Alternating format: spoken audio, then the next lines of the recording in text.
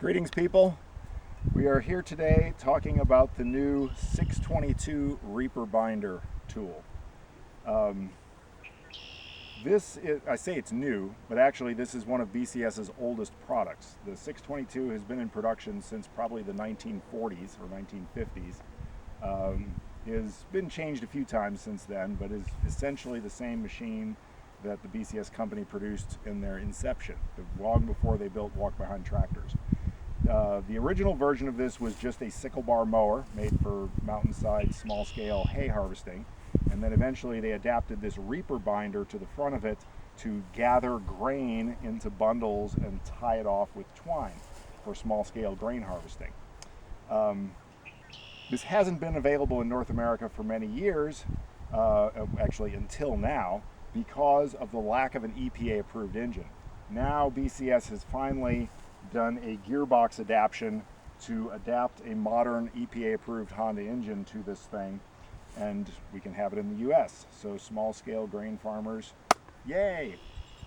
We'll run over a few of the kind of general operating features of this thing. Number one, it is just a standard Honda engine. There's nothing special about it.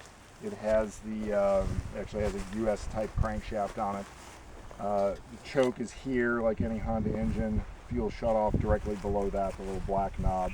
When you're storing the machine, I recommend that you turn it off. Also, when you are hauling the machine on a trailer, definitely turn the fuel off because the bouncing up and down will flood out the carburetor. The throttle control here is hooked up to the throttle control here. The engine does not run its whole range of RPMs. That is, this engine is designed for a maximum RPM of 3,600 RPMs, but BCS has this thing turned down to where it's only running about half to 1/3 speed, because with a sickle bar and Reaper binder mechanism, you don't need 3,600 RPM. It would kind of destroy the machine. So they've got it set where you want it, or where they want it in terms of the RPM limit. And in our testing with it so far, we found that just a little bit over idle works fine. You don't have to run the thing very fast at all. So I'm not even running it up to the maximum where they've got it set. Okay, so this is your engine kill switch control, your safety control, or idiot switch, as they say here in America. So if you let that go, it's going to die. So that has to be down in order for it to run. In order for this to stay down when you're not at the machine, if you need to walk away from the machine and let it run, you don't want to kill it every time you go away from it, you can squeeze the clutch handle, which is the handle on the bottom, and engage this latch right there. Rotate that forward, it catches in that little hook right there, and holds the clutch in a squeeze position while also holding down the safety switch. That's a nice feature, and then when you squeeze the clutch, the spring load will flip the switch off, or the latch off rather, so that you have safety control again. So if you're going to start the machine, for example, you're going to lock this so that you don't have to stand here with your hand on the control while you're starting it. On the other handlebar, we've got other squeeze levers here. These are actually independent steering brakes. There's a right and a left brake on this machine. And if you're making really tight turns, you can use the brakes to aid you. The riding sulky that comes with these machines actually has a steering wheel in the back, and the steering wheel is controlled by these foot pedals. It is definitely takes some getting used to get this thing going where you want it to, because it's a little counterintuitive, but you eventually get the hang of it. If you want to go this way, you push that one. If you want to go left, you push the left. It seems like it would be intuitive, but it's not. You actually try doing the other thing most of the time. But the point is, if this wheel doesn't make as sharp a turn as you want at the end of a field or in a tight spot, you can use the steering brakes in addition, and the right one will turn you right and the left one will turn you left. It just kind of skids the rear wheel around. Very effective. Both steering brakes are engaged when you pull the parking brake. This is the parking brake lever in the middle. This again is a little counterintuitive if you're used to a car with say an emergency brake control in the middle. Usually with those, you pull them up and it stays, and then to release it, you push a button at the top. This is the opposite. The button is pushed when you want to lock it, and you simply pull it when you want to unlock it. The button pops up. So if I want to engage this, I'll pull it back real good and find the hole, and there it is. I pushed it down and the tension keeps it there. So if I want to unlock the brake, that's that. So when I pull that back, it's actually locking both the steering brakes at once. This control is also the differential lock control. except you're not pushing and pulling it, you're using it rotationally. You can see on this little emblem here, there is an unlock kind of padlock symbol there, and a locked padlock symbol there. Well, that either unlocks, which is the position I'm in now, or locks the differential. The differential, of course, being a gearing device that connects both wheels together through the transmission of the machine. If it's unlocked, we can make turns very easily because the power is divided between the two wheels. That is, if you're making a turn this way, this wheel will turn slower, that wheel will turn faster, and it makes a turn, just like a car makes a turn. A car has a differential in it too, or a truck, or any large vehicle. But if you get into a situation where one wheel falls in a hole, you're needing to get up a steep hill, you're in the mud, whatever, and one of the wheels starts slipping, this is where a differential doesn't do you any good because all the power goes to the wheel that will slip easiest. Just like a two-wheel drive car gets stuck and only one wheel spins. You're like, why is only one wheel spinning? I thought this was two-wheel drive. It's because it is a differential. This has a differential lock, however, like that right there. So when you lock that and travel a little further, sometimes it takes a half a revolution for the tire to actually kick in. But when that's locked, both wheels are going to drive all the time, which is great for traction. But the problem is you can't steer it at that point. This machine is so wide and so heavy that you are going in a straight line. So you only engage that differential lock when you absolutely need the extra traction, and then disengage it so you can actually maneuver the machine again. Other controls, I mentioned this was the clutch. You're going to be using the clutch, squeezing the clutch in, just like the hand clutch on a motorcycle or ATV. Anytime you want to come to a stop, anytime you want to shift gears, anytime you want to engage or disengage the PTO. PTO is going to engage your mechanism on the front that's doing the cutting and binding in this case. The gear shift here is a rotationally shifted gear shift. You can see there's a little kind of indicator showing what gear you're in. It's actually in neutral right now, which is 0. It's a little bit off. You just have to get used to what it looks like when it's in the various gears, because that's first. It's a little past the selector, as you can see. Reverse is particularly hard to get into, and being that the machine is off, I'll never get it into reverse. You have to play with the clutch a little bit. The gears are very tight in a new machine like this, and you just have to, if it doesn't go into a gear, you just feather the clutch a little bit in and out and keep trying, and eventually you'll get it into gear. You'll get the hang of it, and the transmission will loosen up in a month or two, and it'll shift more easily. I've been doing all the harvesting today in first gear. That seems plenty fast enough to me. I've heard that you can also use second gear. Great. You'll definitely get a field done faster that way. Third and fourth gears are very much transport positions or transport gears. You're not going to be using those for harvesting. Fourth gear is a pretty good clip, actually. The zeros between all the gears are all neutrals.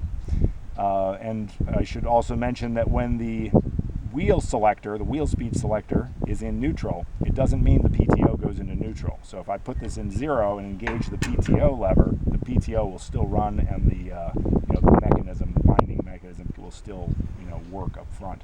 Not that you ever need it to do that. This PTO lever moves left and right. The engage position is this way. It's not going to shift when I'm not running the machine, but normally it just clicks over here. You can see there's a little kind of an arrow, rotational arrow next to that gear shape thing, and no rotational arrow there. That's indicating that this position to the right is engaged and to the left is disengaged.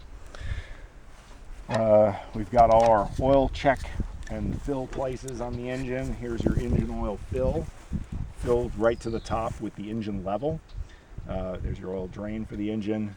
You've got a gearbox oil level, that's the fill and the level plug for this transitional gearbox between, it's basically the adapter gearbox that's holding the engine to the rest of the transmission. So you take that plug out once a year and just make sure the oil is running out the hole with the engine level or with the unit level. If it is, that's fine. If it's not, add a little bit, take 90 weight gear oil, put the plug back in. The gearbox, the main gearbox where everything happens down here with the transmission and differential, has a dipstick plug on the top. It's full, it's up to the top line, that's what we want. The 90 weight gear oil, or 80-90 weight, whatever the manual specifies. Put that back in. There's a drain on the bottom where you can drain that out once a year. And the rest of the machine is belt driven down to the bottom. It's got a big belt here that carries the power down to the sickle bar and the reaper binder mechanism.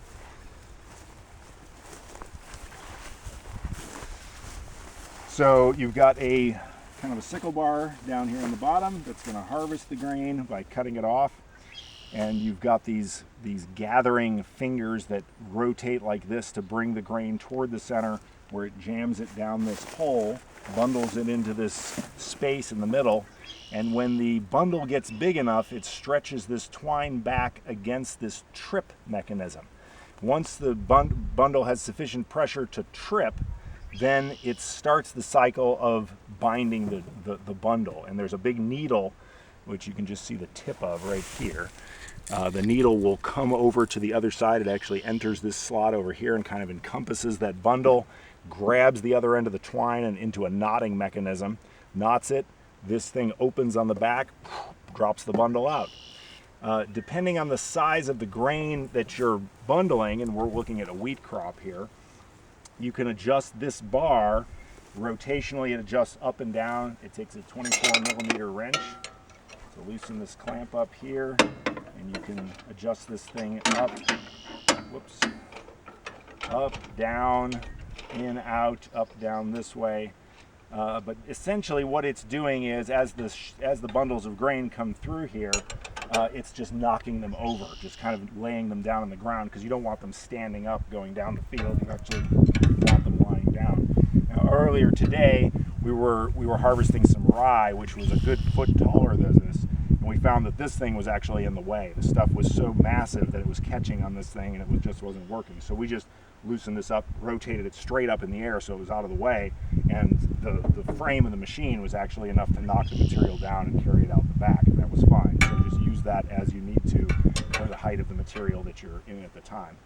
There's a little toolbox here, which is a good idea to carry around things like a 24mm wrench for that, or you can just put an adjustable wrench in there, which fits everything, obviously. I also have a slotted screwdriver in here. There is a screw that the owner's manual says if it doesn't knot correctly, if the needle brings the twine over and it just kind of smashes it but doesn't wrap it into a knot, they say loosen that screw right there. And I suppose you would just do it in probably eighth or quarter turn increments. You wouldn't want to do it much. They didn't actually say how much, but yeah, I'm not going to adjust it because the thing is working fine. But in case it wears eventually, you have to adjust it. It's good to have the screwdriver there. There's also a skid on the bottom of this thing right in the center that supports the weight of the sickle as it slides along the ground, and can be adjusted somewhat for cutting height. Essentially, you've got three cutting height positions on this thing. You've got the low position, which is at right now. It's cutting about 3 to 4 inches high.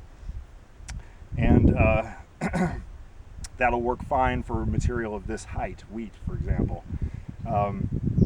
If you want to cut a little higher, say 6 to 7 inches high, there's a little bracket that comes with this thing, and we don't have it here. It's actually back in the truck, but it's a little black bracket about 3 inches tall that installs between the skid and the frame that supports the skid. It's in the rear part of the skid. The skid kind of runs front to back under there.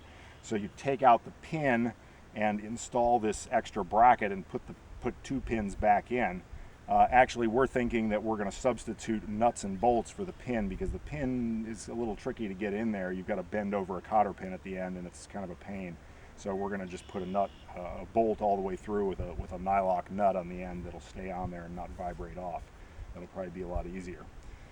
And then the other cutting position is realized by the transport mode, which is what the thing is in right now. And I'll demonstrate this. This is kind of in conjunction with the sulky on the back. Basically, this latch right here and the little notch that sticks out of it here, a little protrusion, is holding this frame up in such a point where, holding it at a point where the sickle is now about 10 inches off the ground, 9 to 10 inches off the ground. That's your transport mode. Well, we actually successfully harvested rye and wheat with it in the transport position because we wanted to see what it was like to leave more stubble on the ground. Actually, you can see the difference right here, where we've cut it some in transport mode and some in low mode. If you want more stubble in your field so you get more organic matter back into the soil, or you want more erosion protection or more moisture retention, great, it'll still cut it. It'll just tie the bundle a little higher. So, but that can be done. Now, if your weed is too short, you definitely wouldn't want to do that because it's going to tie it so high that the bundles might fall apart.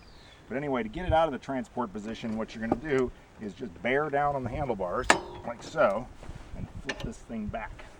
And then it'll drop all the way down to the ground, which is where it's at now. And getting it back up to that transport position sometimes takes some doing. You got to bear down on it for all you're worth. Flip that forward, and that will lock in that transport position. To get under the machine to change the skid height position, you can actually rear this all the way down. It would be nice if there was a third position to lock it in that position, but you can always stick like a cement block or a jack under there to hold it up so you can get under there and adjust the skid. Pretty much most people are going to be harvesting at one height, and they're probably just going to leave that skid alone, but you know, you're going to need to set it initially. Another thing I want to talk about is this weight. This is not just a decoration. This has practical value. This thing slides forward and back on this frame rail and has different holes where it can lock in. Basically, you just pick it up, slide it, and it'll find the next position. This is very important for counterbalancing the machine depending on what kind of slope you're working on. We're coming downhill now, but this is a pretty level field for the rest of its run. So this, you know, we could probably just leave it in a position on the back somewhere here. But if we're working uphill, what's going to happen is the rotational torque of the axles, that is, as the wheels move forward, it's going to make the front end of the machine light when you're going uphill. You start up a hill like this, and just like a farm tractor, it's going to try to raise that front end off the ground. This is just physics. So that's why, to keep the cutting mechanism firmly on the ground without you having to pull up on the handlebars, which really wears you out quickly, you can slide this weight forward to whatever appropriate hole you need to get the weight far enough forward to hold this sickle on the ground and keep it working well. If you're going downhill and you've got this thing adjusted too far forward, it'll be more difficult to steer because your weight is shifted forward so much. You don't have a lot of weight on the steering wheel in the back. But you can always just, you know, if you turn around at the end of the field, okay, I was going uphill one direction, I'm coming downhill the next direction. When you turn around, lock the clutch, set your parking brake, get off and adjust the weight. It just takes a second. Slide it back to where you want it. And it'll leave it in that position. And then you're good to go. So, other adjustments. We've got, right here, we've got our Twine tie, our Twine canister. Twine is fed up out of that canister through this hole, comes out of the center of the roll of twine. This thing is just a tension adjustment that when it's clipped into place right over the center here, it kind of rubs on the top of the twine and keeps it from just spooling out, you know, loose. It keeps a little tension on there to keep everything taut. That tension can be adjusted by increasing this wing nut on the back and using this jam nut to hold it in place. So if you want more tension, you just crank this in. Well, you'll have to hold that with a wrench, but you can see how that works. I mean, the tension I've got it at there works fine. But that twine is fed through the needle and back into the knotting mechanism. And there's videos on how to do that. And also we'll probably shoot a video at the end just specific for that. But I also wanted to point out that this thing here, this spring and these 4 holes, this is an adjustment for how big your bundles will be. So right now it's in the least, the small position essentially. So it'll trip the quickest here and produce a bundle of yay size. But if you want a bigger bundle, you can advance this thing back. Basically, it's making it harder to trip this thing the more you increase the spring tension. And interestingly, when you do this, we've noticed that, because we experimented with this earlier, what it does, since the width here is a fixed width, it simply makes the bundle longer front to back when you increase this spring tension. So you get kind of an oval bundle out of the thing. So, but we're bundling material that's not quite all the way dry here, which is fine for a reaper binder because this stuff, once bound, can actually just ripen on the stalk the seed will continue to pull nutrients up out of the plant stem until it's all the way dry and the wheat hardens up. And when you harvest it a little green like this, you're actually having much less of a chance of the wheat falling off the stem during the harvest process and transport process. So this is, with a reaper binder, you can always harvest, 7 to 10 days earlier than you can with conventional equipment. You'll notice that there is some rye in here. This is just kind of by accident, but that's the difference kind of in wheat and rye in terms of the height. It's not going to affect the harvesting here. But it's just kind of a mistake in this plot, so don't pay attention to that. You normally wouldn't do that because they kind of mature at different times.